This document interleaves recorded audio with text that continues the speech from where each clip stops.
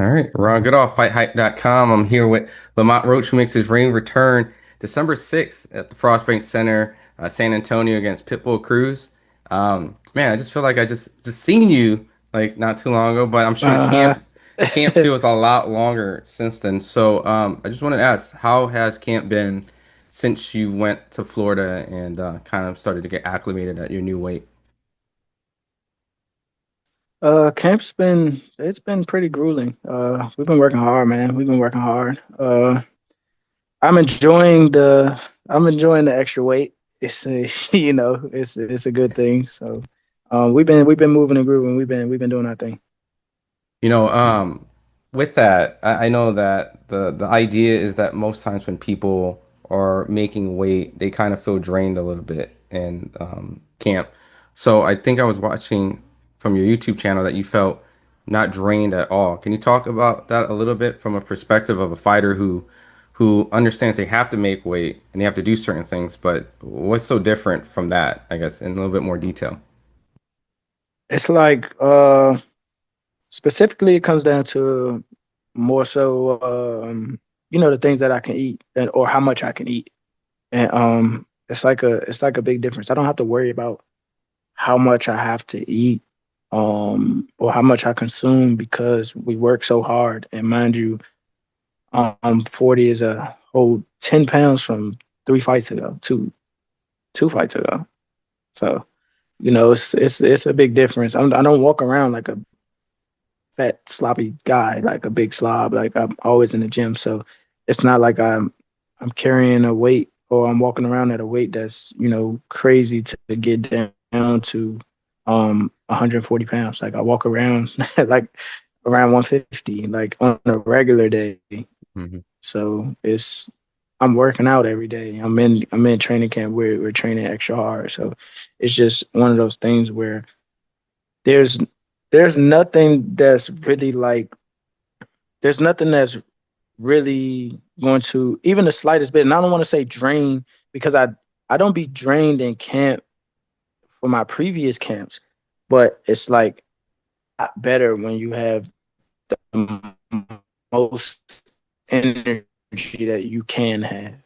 You know, with your camp, I know that I got a chance to see your son and splitting image of you, man. And I know that being apart from family can be, a little tough. And I know, at this particular camp, I reached out to your father and I know that I'm sending my condolences with some of the news about your grandmother.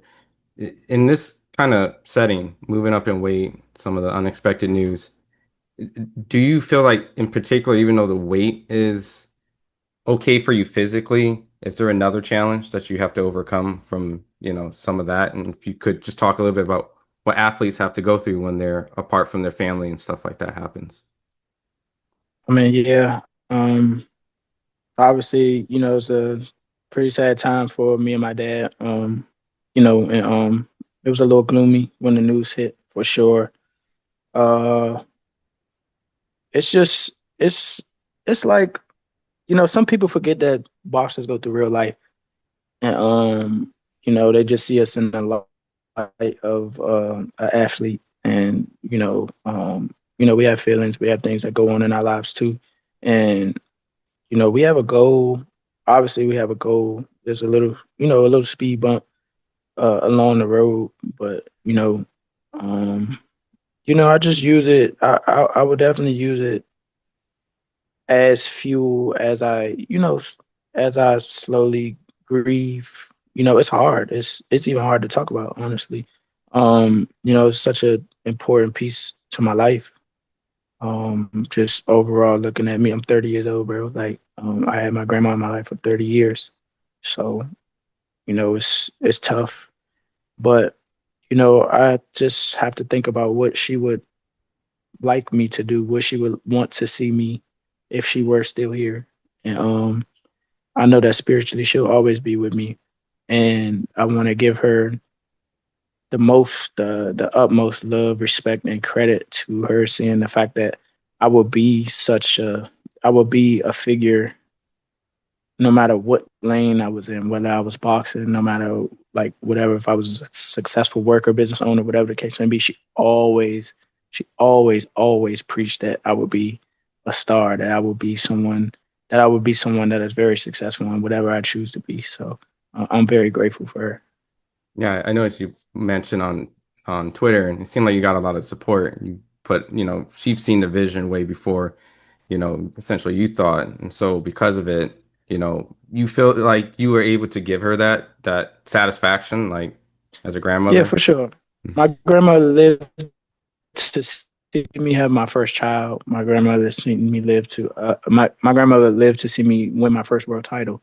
And my grandma lived to see me achieve great heights. What I'm saying? Throughout she obviously she seen me graduate. She seen me, what I'm saying? Like, she seen me with what I'm saying, just regular life stuff. Like she seen me with a girlfriend. She seen me with, what I'm saying, just stuff that people go through in life. Like Hmm. she, what I'm saying, she witnessed that. And I'm so glad that I was able to get that to her. It's awesome. Just kind of going into this particular fight, there's a lot of stakes. You win a fight against Pitbull, it pretty much sets you on a path to practically fight everybody, anybody that has a name. And so I know that there's a lot on the ride for this. And so do you feel like you're going to be able to get this win in spectacular fashion coming on December 6th?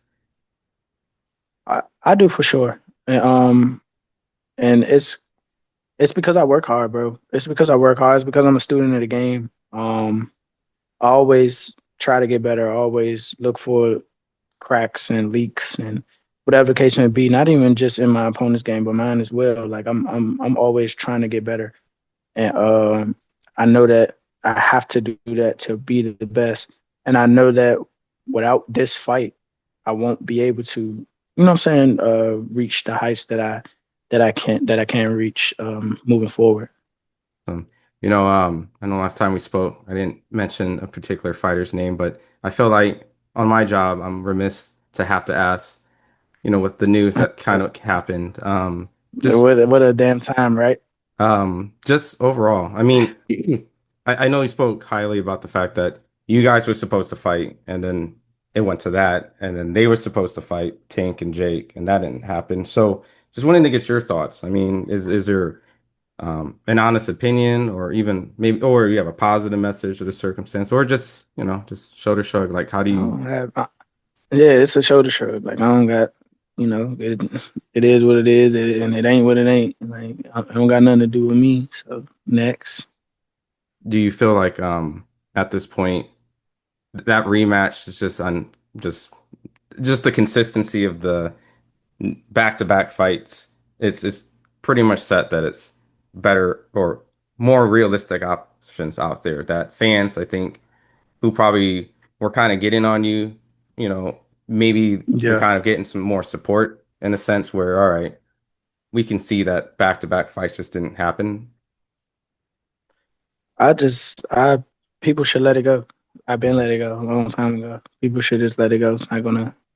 I doubt it's gonna happen, I know that. So I'm gone. I think people should just take things for what they really are, like what they like, what you can see literally. So you Mhm. know what I'm saying? Like it is what it is. Like I don't have no I don't have no interest in anything that way. Awesome. And lastly, before I let you go, I mean, dude, you and Stephen Fulton, super tight. I know you guys probably wanted to go to Japan and do all this stuff, but now you guys are fighting on the same card. Just talk to me a little about that relationship because Yeah, that card is stacked, and now you and your boy are gonna be able to have really great opposition that night. exactly. Finally, right? We were supposed to fight like on like three different cards. We actually were supposed to fight the same night on three different cards. It just never happened. And now it's just like it's coming to fruition now. Like, and it's crazy because it been my homie since probably like I think we met when I was probably like 13 or 14. We met in the regional junior Olympics. And it was because I fought one of his homies. I fought somebody from his gym. And then it's like just a little animosity, like, oh, that's the nigga. I mean, that's the person I'm about to fight, like over there, and then like they together, and we looking, they looking, you know what I'm saying? Like it's funny, but we was cool. Like, you know what I'm saying? We was cool after that. And then like, obviously as we grew in the sport and we got older, like he was a cool dude. He always been a cool dude. Like, so he always been my homie. Like he always been my homie. And then we kick it, we checking on each other. Like I go to Philly, come to DC, we've been to Miami, we've been to a lot of places actually. So after our victories, we might pack up and go to Japan for real. So Yeah, I know you've been postponing that trip for a while. So, but before I let you go, for the fight fans that's tuning in and watching this, appreciate the time as always. And I know you got your brother on the card, you got your stablemate Ben Johnson on the card. I mean, it's going to be a crazy night. What do you want to tell the fight fans when you'll be walking in the ring with Esop Pitbull Cruz at the Frostbank Center, San Antonio, Amazon PBC? I mean, it's going to be crazy. man, I want to tell all the fans that's going to be tuned in, the people that's going to be, especially the ones that's going to be there. I'm gonna tell y'all because I'm going to do the same thing. Strap your boots up. Strap your boots up. It's time to go. It's going to be action packed. It's going to be um, a very good sight to see. Watching me display my skills on, again on another world class level. And I can't wait. I can't wait for December 6th. All right.